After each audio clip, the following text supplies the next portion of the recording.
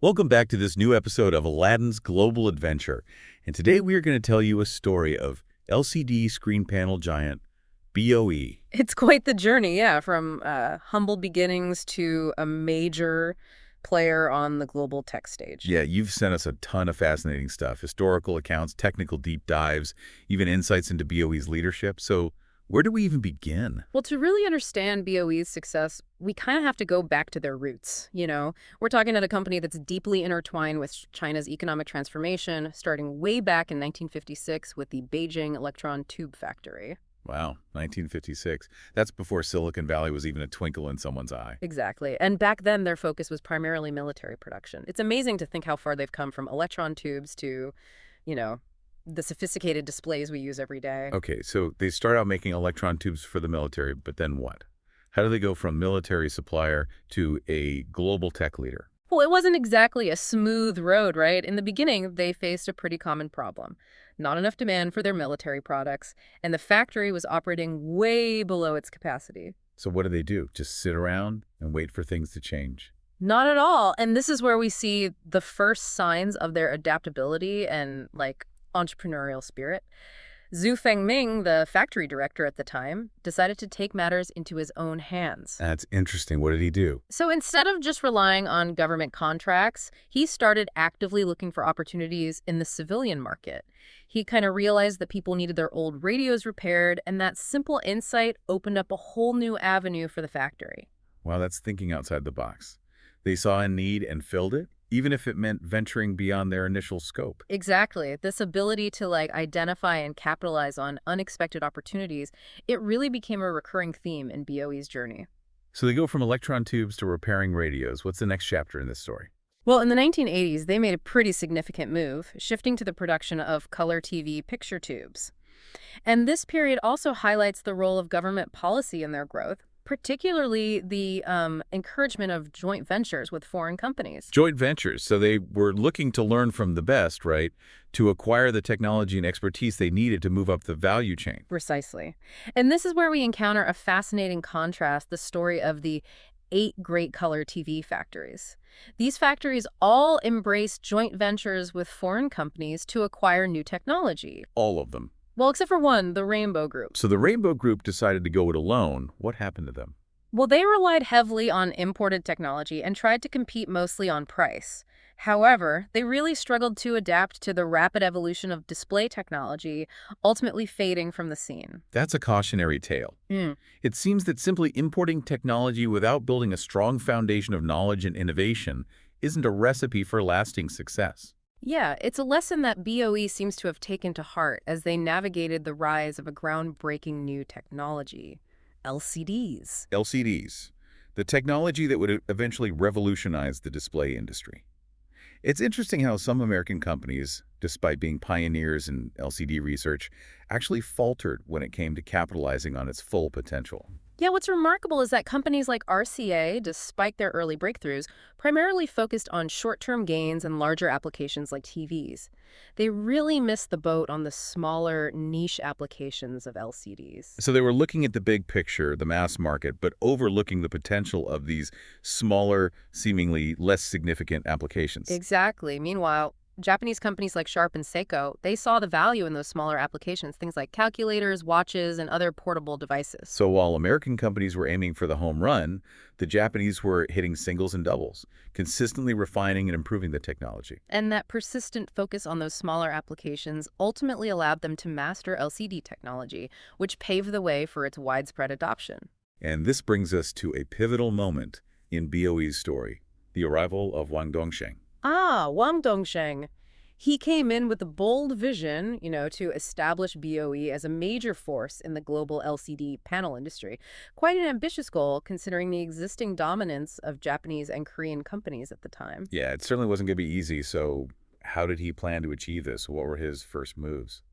Well, one of his first major decisions was a masterstroke, though not without its skeptics. He decided to acquire Hydus, a Korean company with advanced LCD technology. This move raised eyebrows both inside and outside BOE. So people were doubting whether they could pull it off, right? It must have seemed like a huge gamble at the time. Oh, there was a lot of uncertainty. Some questioned whether they could effectively integrate the acquired technology, while others wondered if a Chinese company could truly compete on this global stage. But Wang Dongsheng was determined. He really believed in BOE's potential. It sounds like he was a leader who wasn't afraid to make bold moves, even in the face of doubt and uncertainty. But acquiring a company is one thing. Actually understanding and utilizing the technology is another. How did they approach that challenge? Well, their approach was incredibly thorough. The BOE team, led by Han Guojian, conducted meticulous due diligence. They weren't just buying a company, they were buying knowledge and expertise. They wanted to understand the intricacies of the technology, inside and out. So they weren't just looking for a quick fix or a shortcut. They were committed to mastering the technology for the long haul. Exactly. It highlights their dedication to not just acquiring technology, but truly owning it, understanding it, and building upon it. But even with this bold acquisition, BOE's journey wasn't all smooth sailing. They soon faced a major financial hurdle, didn't they? You're right. In the mid-2000s, LCD panel prices plummeted, which put immense pressure on the company. There were calls for a merger with other companies just to survive. It was a turbulent time for sure. So their big bet on LCDs was backfiring. That must have been incredibly stressful for everyone involved. Absolutely. The pressure was intense. The future of the company was hanging in the balance. But just when things seemed bleakest, a sudden market upturn provided some much-needed relief. So they got a lucky break. Sometimes timing is everything in business, right? Well, luck certainly played a part, but it wasn't just chance. Their resilience and their unwavering commitment to their vision also helped them weather the storm. And I imagine Wang Dongsheng's leadership was crucial during this crisis. What was his approach to keeping the team motivated and focused amidst all this uncertainty? He was a true leader in every sense of the word.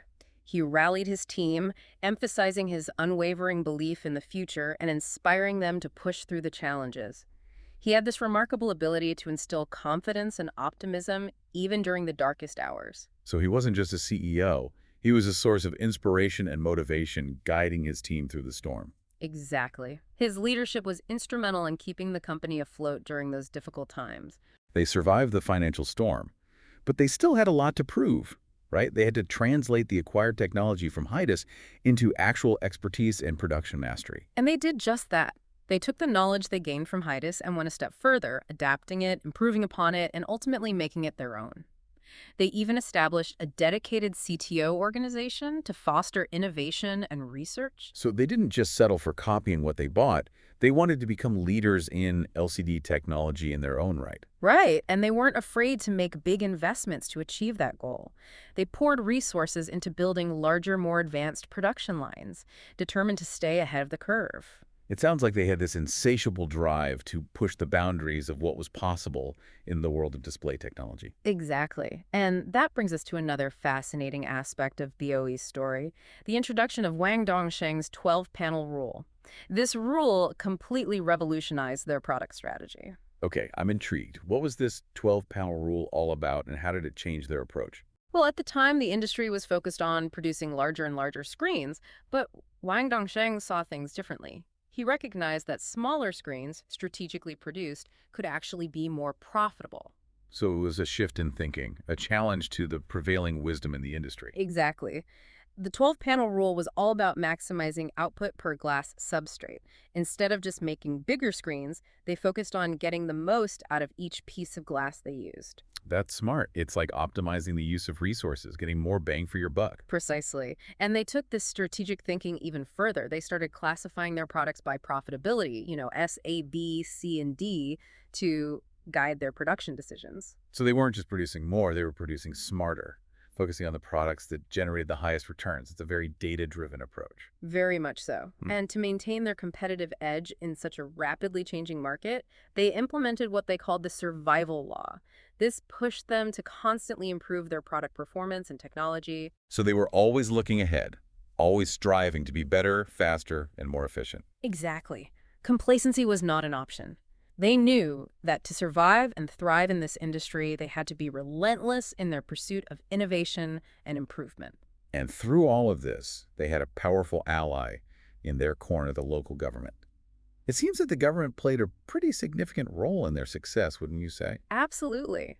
The local government was a key enabler in BOE's rise.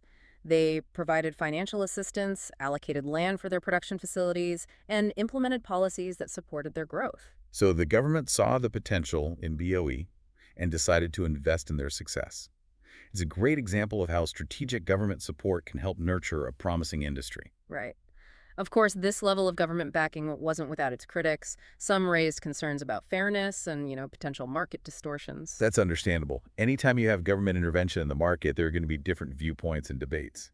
For sure. But what's undeniable is that for BOE, this partnership with the local government played a vital role in their journey. It provided them with the resources and the support they needed to grow and flourish, particularly during those challenging early years. Exactly.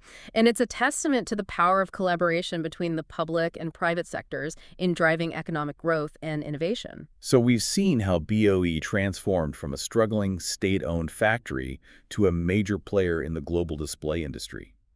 They adapted, innovated, took risks, and forged strategic partnerships. And through it all, they had the unwavering support of their local government. It's a remarkable story of resilience, determination, and vision. It is indeed. But their journey is far from over. The world of technology is constantly evolving, and BOE's future success depends on their ability to anticipate and navigate the challenges and opportunities that lie ahead. That's a great point. We've only scratched the surface of their story.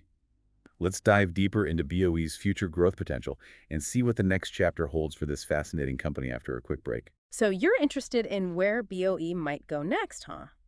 What's exciting is that they've proven themselves adept at not just riding the waves of change in the tech world, but becoming a force that shapes those waves. Right. It's not enough to just keep up anymore. You've got to be the one pushing the boundaries, setting the pace for everyone else. And that's where BOE's expansion model comes in. It's this combination of strategic acquisitions, aggressive investment, and this almost laser focus on building up their production capacity. From what you've shared, they're not afraid to make big moves. But is it just about getting bigger? Or is there a method to this expansion? There's definitely a strategy at play. Take their 3-5 principles, for example. It's a framework that streamlines how they build and launch new production lines. There's 5 simultaneous, basically making sure everything from construction to training happens, like in parallel. And then 5 ensures, which focuses on quality control and efficiency at every step. Okay, so it's like a super organized, well-oiled machine. No wonder they can scale up so quickly. But in such a fast-paced industry, size isn't everything, right? What about innovation? Absolutely. BOE knows they can't just rest on their laurels. Their growing patent portfolio is a good indicator they're serious about pushing technological boundaries. In fact, they've already dipped their toes into OLED, which is a whole other level of display technology. Wait, OLED. For those of us who aren't display tech experts, can you break that down a bit? Sure. OLED stands for Organic Light Emitting Diode. The key difference from LCD is that each pixel emits its own light, meaning you get deeper blacks and more vibrant colors. Think of those super sharp, almost lifelike images you see on some high-end TVs and smartphones. That's OLED. So by moving into OLED, BOE is signaling that they're not content with just being a leader in LCDs. They want to be at the forefront of whatever comes next. Precisely. And that constant drive to innovate is absolutely crucial in an industry where the next big thing is always just around the corner. Okay, so BOE's got this aggressive expansion model. They're pushing the envelope with new technologies, and they have the backing of their local government. Sounds like a pretty solid recipe for success. But are there any potential roadblocks they need to watch out for? Well, there are always challenges in a field as dynamic as tech. Competition is fierce, with established giants like Samsung and LG constantly pushing the limits. BOE has to stay ahead of the curve, both in terms of technology and cost effectiveness. That makes sense. It's not enough to just have great products. You have to be able to produce them at a price that's competitive in the global market. Right. And then there's the ever-changing landscape of consumer demand. What's hot today might be obsolete tomorrow. BOE needs to be agile, constantly adapting to new trends, and anticipating what consumers will want next. It's like they're playing a high-stakes game of chess, always thinking several moves ahead. Exactly.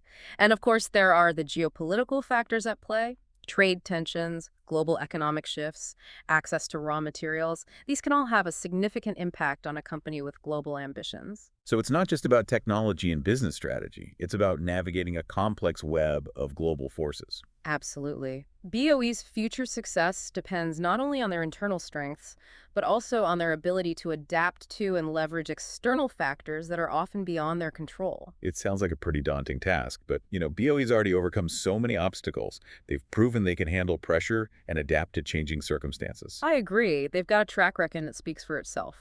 And one of the most fascinating aspects of their story, at least for me, is the role that people have played in their success. Okay, let's talk about that. We've focused a lot on the technology, the strategy, the government support. But at the end of the day, it's people who make it all happen. Exactly. BOE has been incredibly strategic about building a skilled workforce. Remember that CTO organization we mentioned earlier? That was all about cultivating a culture of research and development, attracting top talent, and fostering innovation within the company. So it wasn't just about acquiring technology from outside. It was about nurturing talent and expertise from within. Exactly. And they've also been proactive about acquiring talent through strategic acquisitions. When they bought Hydas, they weren't just buying technology, they were gaining a whole team of experienced engineers and researchers. So they're not just building factories, they're building a knowledge base, a pool of human capital that can drive innovation and growth for years to come. That's a great way to put it. And that focus on people is going to be even more critical in the future, especially as they move into areas like OLED and other advanced technologies. Because at the end of the day, technology is only as good as the people who create it and use it. Exactly. BOE seems to understand that. They've made people a core part of their success story. So we've got this picture of BOE, a company with a long history of defying the odds, adapting to change, and pushing the boundaries of what's possible in the world of display technology. What's the big takeaway here? What's the message that our listeners should walk away with? I think the key takeaway is that even in an industry as complex and competitive as tech, success is possible when you combine vision, strategy, government support, and most importantly, a deep commitment to nurturing talent and fostering a culture of innovation. It's a reminder that even giants like BOE started somewhere, and their journey is far from over. Right, and that's what makes their story so compelling. It's a story of ambition, resilience, and a relentless pursuit of excellence, a story that's still being written. Well said. And on that note, let's wrap up our deep dive into BOE's remarkable journey and explore what the future holds for this fascinating company. Yeah, BOE has clearly established themselves as a force to be reckoned with in the display industry. But the question is, can they maintain that momentum? Can they continue to innovate and adapt in a world that's constantly changing? Right. We've talked about the challenges they face, fierce competition, evolving consumer demands, a complex global landscape. But they've also got a lot going for them. A strong track record of innovation, a supportive government, and a commitment to building a world-class workforce. Exactly, and let's not forget their ambition. BOE isn't content with just being a player. They want to be a leader. They want to shape the future of display technology. And that drive, that hunger for success, is a powerful force. It is. And it's going to be fascinating to see where it takes them. Will they become the next Samsung or LG? Or will they forge their own unique path? Only time will tell. One thing's for sure, it's going to be an exciting ride. The world of display technology is full of possibilities, and BOE is right there on the leading edge, pushing the boundaries of what's possible. It's been an incredible journey exploring their story, the ups and downs, the triumphs and challenges. What do you think is the biggest lesson we can learn from BOE's success? I think their story highlights the importance of long-term vision and strategic thinking. They weren't afraid to make bold moves, to invest in the future, even when faced with uncertainty and doubt. And that commitment to their vision has paid off. It's a reminder that success isn't just about luck or timing. It's about making smart decisions, building a strong team, and having the courage to pursue your goals even when the odds are stacked against you. Well said. And I think it's also a testament to the power of innovation. BOE has consistently pushed the boundaries of what's possible in display technology. And that drive to innovate is what has allowed them to stay ahead of the curve and become a global leader. It's inspiring to see a company like BOE not only survive, but thrive in such a dynamic and demanding industry. What are your final thoughts for our listeners as we wrap up this deep dive? I'd say this. BOE's story is a reminder that anything is possible when you combine ambition, talent, and a relentless pursuit of excellence. The future of technology is full of possibilities, and it's up to each of us to seize those opportunities and make our mark on the world. Well said. A huge thank you to our expert for taking us on this deep dive into the world of BOE. And to our listeners, thank you for joining us. We hope you've enjoyed this journey as much as we have. Until next time, keep exploring, keep learning, and keep asking questions.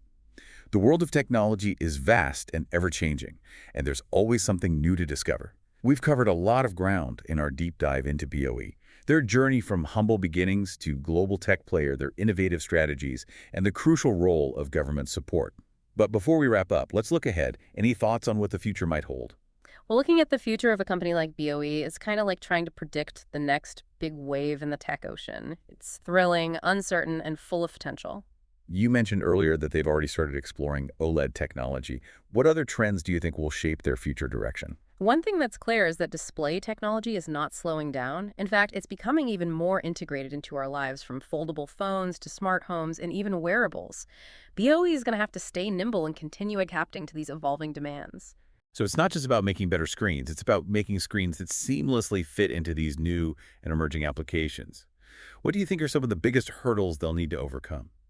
Competition is always a factor, right? Especially in the tech world. Keeping pace with giants like Samsung and LG is going to require constant innovation and strategic partnerships.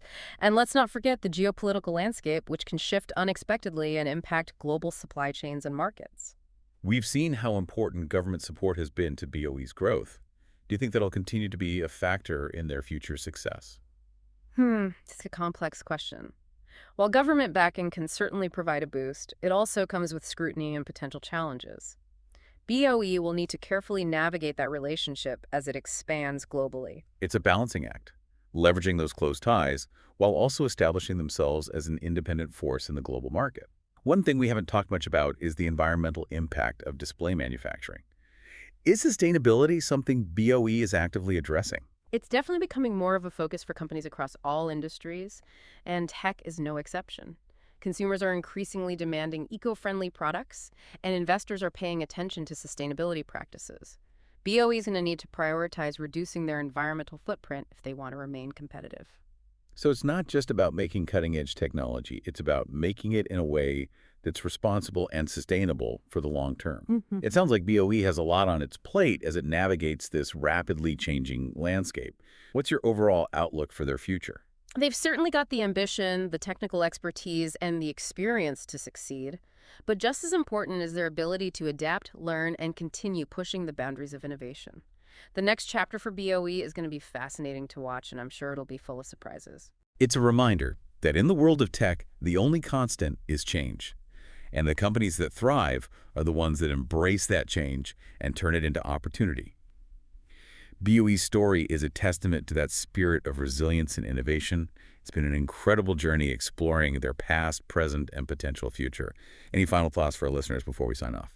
I think the key takeaway from BOE's story is that success isn't a destination, it's an ongoing process. It's about constantly challenging yourself, embracing new ideas, and never being afraid to push the boundaries of what's possible.